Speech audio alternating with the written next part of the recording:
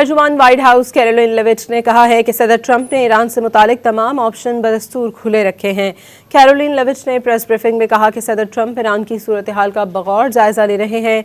Trump और उनकी team ने मुजाहिरीन की हलाकतें जारी रहने पर ईरान को संगीन नताइज से खबरदार किया है। उन्होंने दावा किया कि ईरान में 800 अफराद की सजाए मौत रोकी गई है।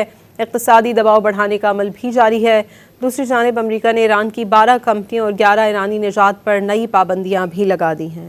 तर्जुमान व्हाइट हाउस कैरोलिन लेविट ने कहा है कि सदर ट्रंप ने ईरान से मुतालिक तमाम ऑप्शन बदस्तूर खुले रखे हैं। कैरोलिन लेविट ने प्रेस ब्रीफिंग में कहा कि सदर ट्रंप ईरान की सूरत हाल का बगौर जायजा ले रहे हैं। ट्रंप और उनकी टीम ने मुजाहिरीन की हलाकतें जारी रहने पर ईरान को संगीन नताइज से खबरदार किया है। उन्होंने दावा किया कि ईरान में 800 अफराद की सजाए मौत रोकी गई है। इक़्तिसादी दबाव बढ़ाने का अमल भी जारी है। दूसरी जानिब अमरीका ने ईरान की 12 कंपनियों और 11 ईरानी निजात पर नई पाबंदियां भी लगा दी हैं। तर्जुमान व्हाइट हाउस कैरोलिन लेविट ने कहा है कि सदर ट्रंप ने ईरान से मुतालिक तमाम ऑप्शन बदस्तूर खुले रखे हैं। कैरोलिन लेविट ने प्रेस ब्रीफिंग में कहा कि सदर ट्रंप ईरान की सूरत हाल का बगौर जायजा ले रहे हैं। ट्रंप और उनकी टीम ने मुजाहिरीन की हलाकतें जारी रहने पर ईरान को संगीन नताइज से खबरदार किया है। उन्होंने दावा किया कि ईरान में 800 अफराद की सजाए मौत रोकी गई है। इक़्तिसादी दबाव बढ़ाने का अमल भी जारी है।